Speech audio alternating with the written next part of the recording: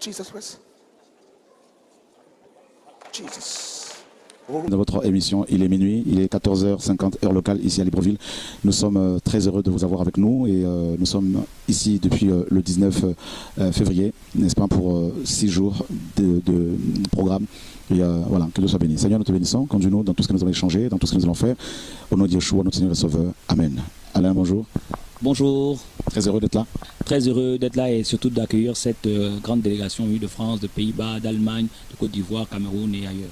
Gloire à Dieu. Donc hier, vous étiez nombreux hier soir, c'est-à-dire nous sommes jeudi, hier mercredi, nous avons eu un programme de réveil, donc cette semaine de toute façon, jusqu'à dimanche. Et le programme d'hier soir était particulièrement puissant parce que Dieu nous a visités, il y a eu des conversions, des baptêmes. Il y a eu aussi un témoignage d'un jeune homme qui a beaucoup touché, beaucoup encouragé et nous avons voulu l'écouter un peu plus en profondeur pour vous encourager. Voilà, bonjour. Bonjour. Comment tu t'appelles? Je m'appelle Nguema. Nguema, tu as quel âge? J'ai 24 ans. Ok, donc hier tu as donné un témoignage qui nous a tous encouragés. D'emblée, on attaque. Qui t'a initié à la sorcellerie, à l'occultisme? C'est ma grand-mère quand j'étais encore petit, mais je me souviens particulièrement que la chose s'était certainement faite quand j'avais 6 ans. C'était quand j'avais 6 ans. En me faisant manger la chair humaine. Chair humaine, comme ça? Oui, mais en fait, je ne savais pas que c'était la chair humaine. C'est quand je partais dans des églises, on me disait, ça s'est fait quand tu étais petit. On t'avait fait manger quelque chose et tout ça. Et c'est comme ça que j'ai dû savoir que c'est la chair humaine, parce qu'en sorcellerie, c'est la chair humaine qu'on donne pour pouvoir te donner la sorcellerie.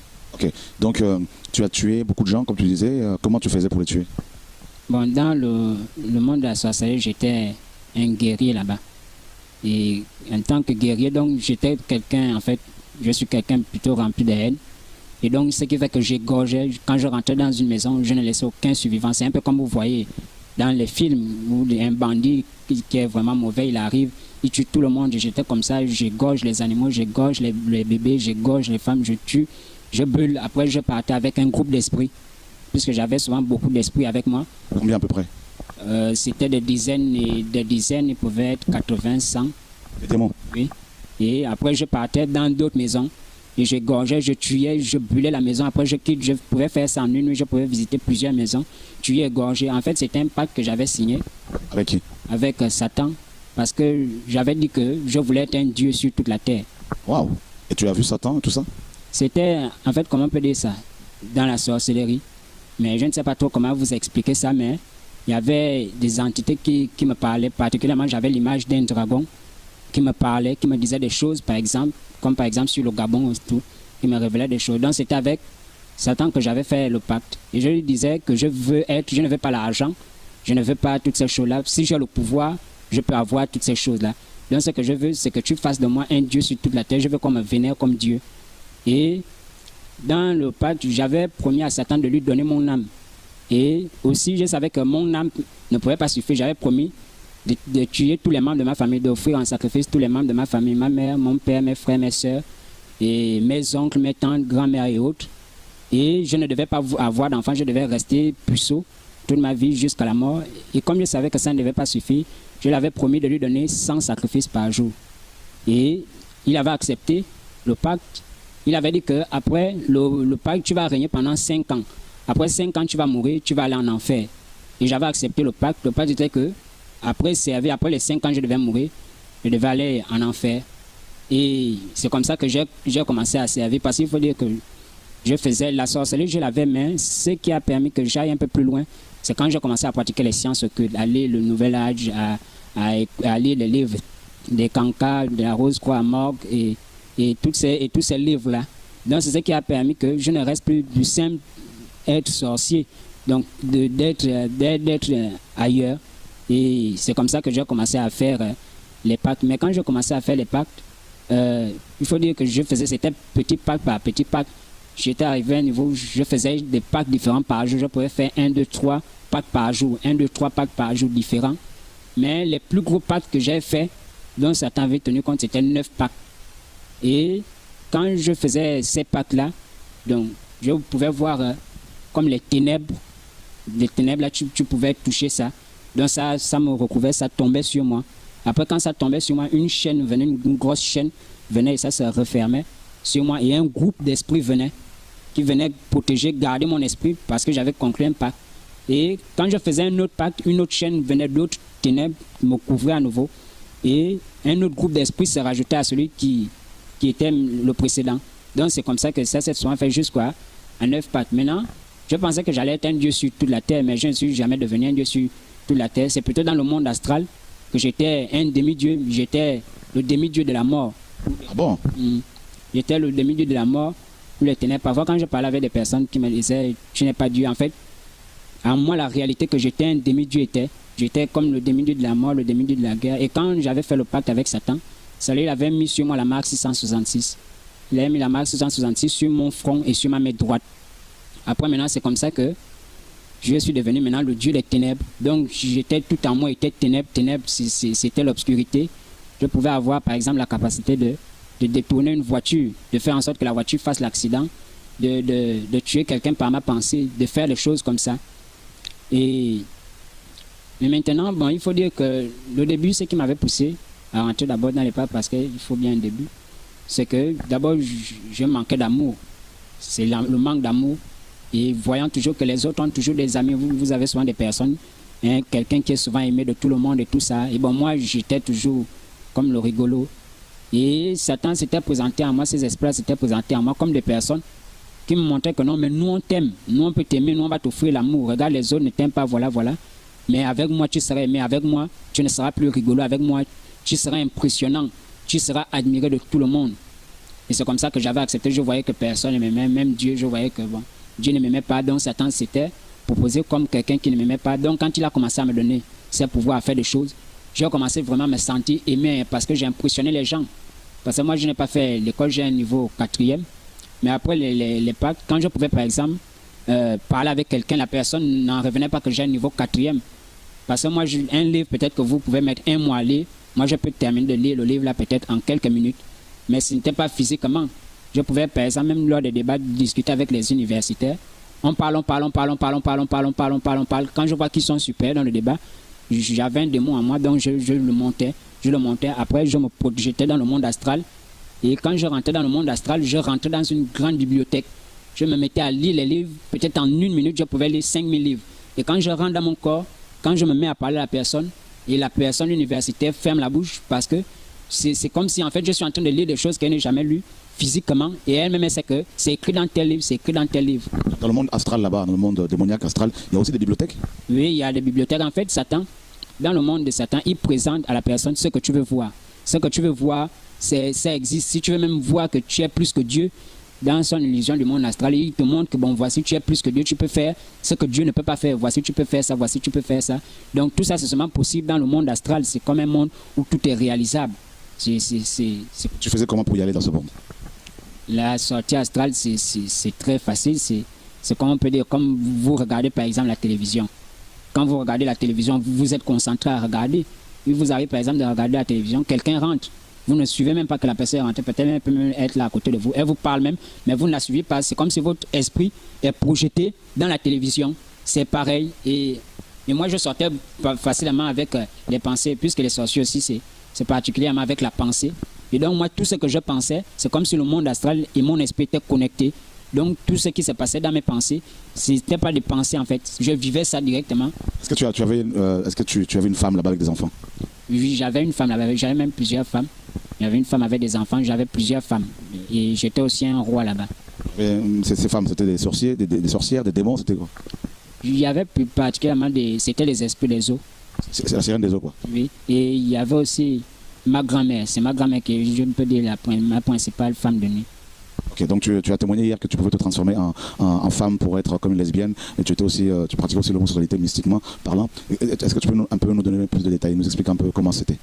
Moi, en fait, spirituellement, en esprit, j'ai un corps de femme. Je suis une femme. Et donc, j'avais des rapports sexuels lesbiennes avec des femmes là-bas.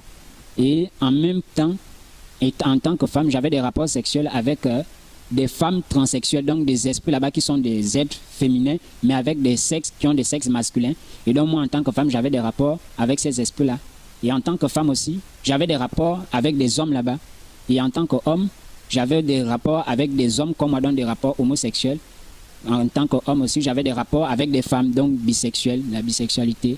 Et à la fois aussi, j'étais, comment il faut dire ça, j'avais des rapports avec les animaux. Et j'avais aussi des rapports avec les enfants. Bon, j'avais des rapports sexuels avec des enfants parce que je prenais ce qui était dans l'âme des enfants. Quand vous regardez, par exemple, c'est facile, par exemple, de voir l'étoile d'un enfant qui est encore bébé. Vous regardez comment il est simplement, vous pouvez voir que le petit là, le bébé là, même depuis l'âge de 3 ans, 4 ans, 5 ans, 6 ans, 7 ans, vous sentez que la personne sera comme ça, la personne sera comme ça.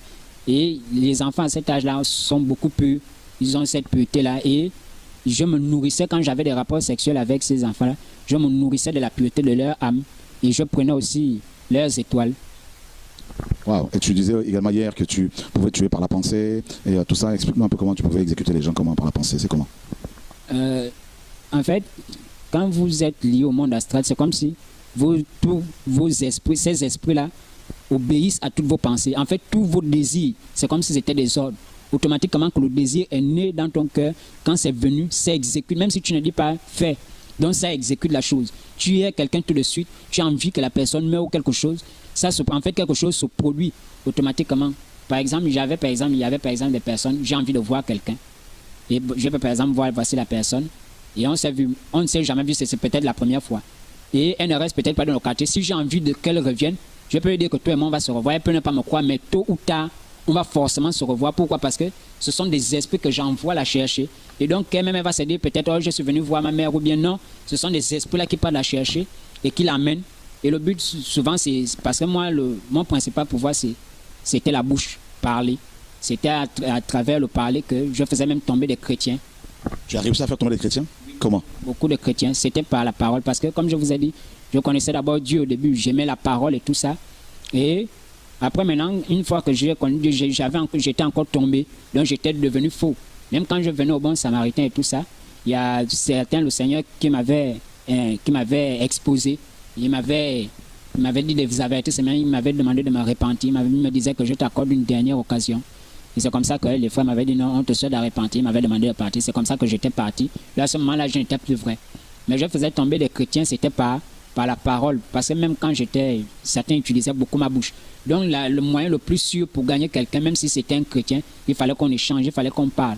Par exemple, sur la parole de Dieu, par exemple. Je peux par exemple dire, il est écrit dans Jean chapitre 14, verset 6, Jésus que c'est le chemin, la vérité et la vie. Nul ne va au Père que par lui.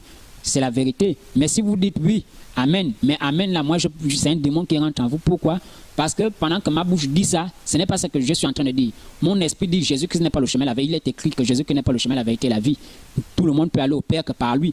Et toi, tu dis amen. Et dès que tu dis amen, tu as ouvert la porte à un mensonge. Et donc, c'est là où j'embrigadais. Et l'esprit là rentrait, il t'embrigadait, te voilait et te mettait dans l'assoupissement. C'est comme ça que je tuais la spiritualité des chrétiens. Donc, ils voyaient même où on parlait. En fait, tous les seuls chrétiens qui ont souvent échappé, c'était ceux-là que peut-être je m'approche et automatiquement le Saint-Esprit leur révèle que non, voici c'est un sorcier, voilà, c'était les seuls.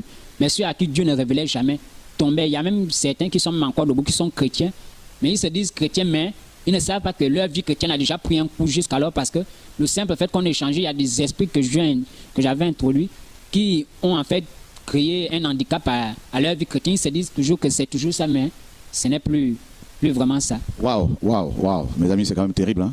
Donc, il cite un passage de la Bible, Alain, et comme il a dit, hein, Jean chapitre 14, verset 6, et Jésus-Christ est le chemin, la vérité et la vie, mais lui, il le cite dans son cœur, hein, à l'envers, et verbalement, il le cite à l'endroit, hein, correctement, mais dans son cœur, il le cite à l'envers, et la personne qui est en face de lui, ou les personnes qui sont en face de lui, ne comprennent pas, et elles vont répondre par Amen à la fin, et sans se rendre compte, elles ouvrent des portes aux esprits démoniaques, et lui il en profite pour pouvoir les contrôler, les diriger, et les manipuler, les posséder, les détruire. Et ça, c'est terrible. Et tu as réussi aussi à faire tomber des pasteurs, des églises, comment j'ai attaqué beaucoup de pasteurs. Il y a des églises dans lesquelles je partais mettre des fétiches. Ça, c'était avec ma grand-mère, parce qu'à ce moment-là, j'étais un espion. Donc, je rentrais dans une église, je voyais, est-ce que je m'appuyais sur les critères, est-ce qu'il y a la sanctification là-bas, est-ce qu'il pratique véritablement la parole, est-ce qu'il y a la véritable crainte de Dieu, comment le pasteur vit, est-ce que réellement la parole est mise en pratique, est-ce que donc j'examine tout ça, en fait, je ne néglige ou rien, je dois voir si vraiment la parole est vraiment à la lettre. Maintenant, si la parole est à la lettre, je ne pouvais pas rester dans cette église parce que je savais que si je reste là, Dieu va me frapper. Donc, je fuyais. Donc je quittais là, donc je partais dans une église où je savais que non, là, ici, là, bon, est-ce que voilà, c'est comme ça que je tuais les églises et donc je venais mettre les fétiches. Et puis, ce qui était l'une de mes âmes, c'était l'humilité. Et à l'intérieur, j'étais un loup, mais je paraissais être une brebis, quelqu'un de très humble. Tu arrives même chez moi, on te dit que non, non, lui c'est église, maison, un bon témoignage partout. Mais quand j'arrivais à l'église, et je maintenais cette attitude-là de quelqu'un qui est humble et quelqu'un qui semblait bien connaître la vie chrétienne, qui avait la connaissance biblique et tout ça. Là, ce qui fait que les gens, en voyant mon humilité, il a la connaissance biblique, ce qui fait que quelquefois on venait me demander des conseils. Et je savais que tôt ou tard, au montant des sangs, ils vont venir vers moi pour me demander un conseil. Oh frère Patrick, oh machin. Et là, j'en profitais justement pour embrigader. Le truc, c'est que je paraissais beaucoup sage en tant que, comme soi-disant chrétien. Et ce qui fait qu'ils me considéraient ce que je disais. Je parlais dans la sagesse, dans la simplicité. Je semblais être saint, je semblais être humble et tout ça. Et quand ils commençaient à me considérer, je leur donnais de bons conseils qui les attiraient. C'était pour les appâter. Après, ils venaient de plus en plus, on me considère un peu. Et c'est comme ça que je commence à les embrigader. Donc, je me forme un groupe dans l'église de tout le monde qui me considère. Parce que là, maintenant, j'ai maintenant pu les assujettir. Et c'était comme ça que je faisais. Et beaucoup de gens dans les églises qui deviennent rebelles, qui vont entraîner des âmes après eux, souvent aussi c'est des sorciers quoi en fait. Oui, il y a beaucoup. En fait, la sorcellerie, pour les autres, la sorcellerie c'est d'abord sorti en vampire, mais la sorcellerie c'est même un chrétien. En fait, pour moi, même un chrétien peut pratiquer la sorcellerie. En fait, ces esprits-là, ils obéissent tous les désirs mauvais. Donc, quand tu as un désir de convoiter, particulièrement les sorciers ont la haine, ils ont la convoitise, ils ont la jalousie. Et ils aiment détruire, en fait, ils aiment maudire, ils n'aiment pas voir les autres réussir. Donc tout ça, les habits, tout doit être que eux, ils veulent que les gens les vénèrent, que les gens soient à leurs pieds. Donc un chrétien, par exemple, qui peut avoir la sorcellerie, par exemple, les esprits mauvais obéissent à un sorcier parce que son cœur est disposé dans toutes ces choses-là, dans la convoitise. Donc quand un sentiment de convoitise vient, c'est comme si tu as lu une prière, c'est comme si tu as dit que tu veux la chose, donc ils obéissent, tout de suite ça agit. Et c'est cet esprit-là qui anime beaucoup. Et en effet aussi, c'est vrai qu'il y a beaucoup de sorciers aussi dans des églises, ils viennent prophétie, et puis ce n'est pas ça. Et tu as eu à rencontrer aussi des sorciers dans les églises avec lesquelles tu t'es associé pour combattre? Non, si je combattais particulièrement avec ma grand-mère et les membres de la famille. Quand tu as regardé l'émission à la télévision hier, c'était hier, hein, avant-hier, l'émission qu'on a, où on est passé, hein, au midi, c'est ça? Le midi, donc voilà, c'est une émission en direct. Et tout ça, qu'est-ce que tu as vu? Qu'est-ce que tu as, voilà, après tu es venu au programme le soir, le lendemain, je crois, le lendemain.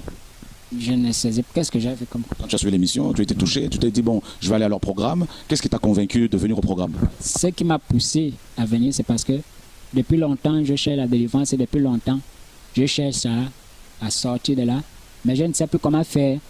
Et j'ai tourné d'église en église et je suis même allé dans des églises où pourtant la parole, c'est même pas ça, c'est n'importe quoi dans les églises. Et je suis là-bas et je me dis, ah, pourtant je sais que là c'est faux. Là c'est, mais parce que je cherche à sortir, je veux sauver la vie. Et je m'abandonne, mais je me dis, ah, au bon samaritain, je ne vais plus retourner là-bas, je faisais de mauvaises choses et tout ça. Et même quelquefois, comme une fois là, ils étaient venus me voir pour me prêcher la parole. Quand ils étaient venus, mon cœur s'était endurci, parce que c'est souvent ça.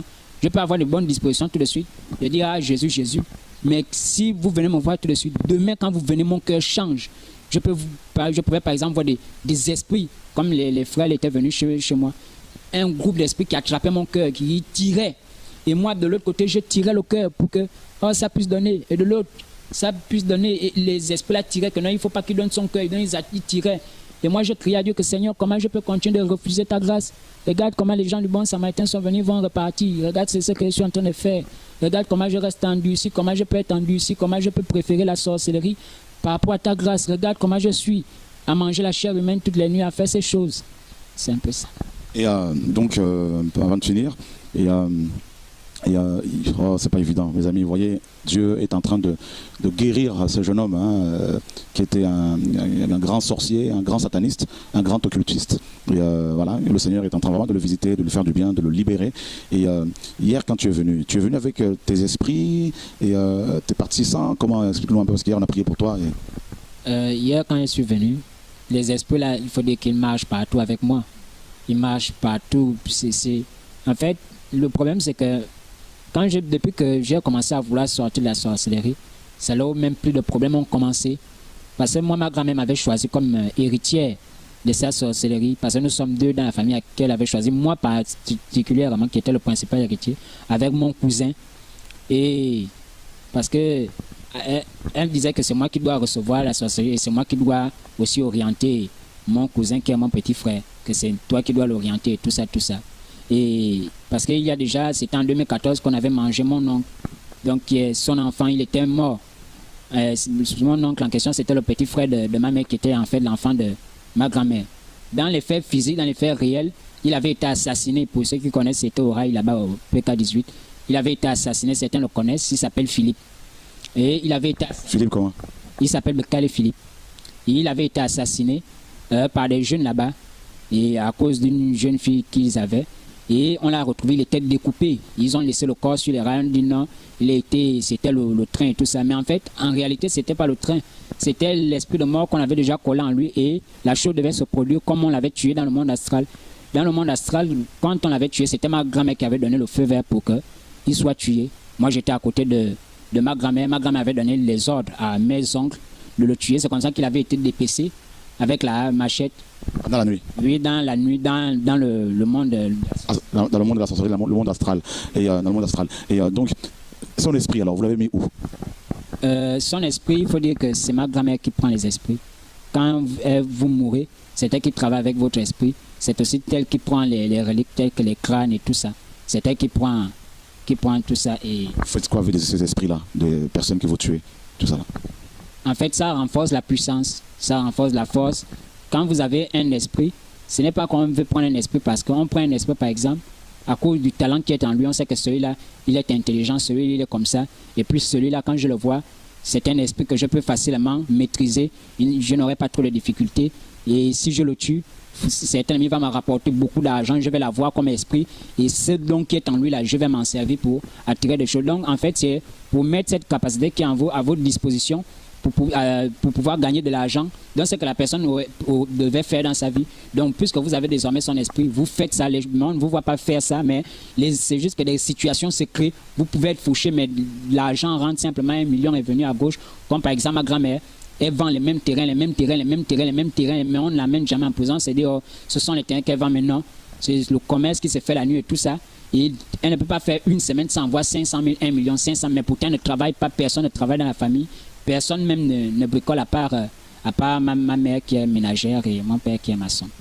Donc, les esprits des personnes décédées, vous vous en serviez pour les faire travailler comme des esclaves? Oui. Voilà, ils deviennent des esclaves mystiques. Et ça, c'est terrible. Donc, ça t'est déjà arrivé de travailler un peu dans le monde des cimetières, dans les marchés, tout ça, et mystiquement? Aller marcher dans le monde des... Est-ce qu'il y a des marchés dans le monde spirituel, astral, démoniaque? Des marchés dans le monde astral, je ne sais pas trop comment vous en parler, mais tout ce que je sais, c'est que moi, particulièrement dans le domaine où j'étais, par exemple, où on reste, parce que c'était un endroit entièrement consacré, comme on peut par exemple prendre par exemple le quartier, on dit tout le quartier est consacré, et les anciens, puisque nous on restait là-bas, c'était des personnes, des tradis praticiens qu'on appelle chez nous Nganga, qui habitaient là-bas à l'époque. C'était même des parents d'un ministre, je ne vais pas citer le nom. Et ses parents restaient là-bas. C'était les doyens là-bas. Donc, il y avait des gens qui quittaient depuis Libreville, qui allaient se faire soigner là-bas. Donc, c'était un village où il y avait des femmes qui vivaient. Et là, c'était des Ngangas qui restaient là-bas, des tradis praticiens. Les gens venaient se faire laver des corps, faire des choses. Maintenant, quand ces personnes sont décédées, et maintenant, ils ont laissé un héritier, un monsieur là-bas qui s'appelait Nguemamba. Et dès que ce monsieur-là, lui, est décédé, puisque ma grand-mère, quand on venait de partir là-bas, ma grand-mère, elle voulait être, puisque ce monsieur avait tellement de terrain, c'est comme, on peut dire, tout un quartier, c'est à lui. Et ma grand-mère voulait être l'héritier de cet homme-là, hériter de ces terrains. Et donc, pour pouvoir hériter de ces terrains, ils avaient passé des contrats.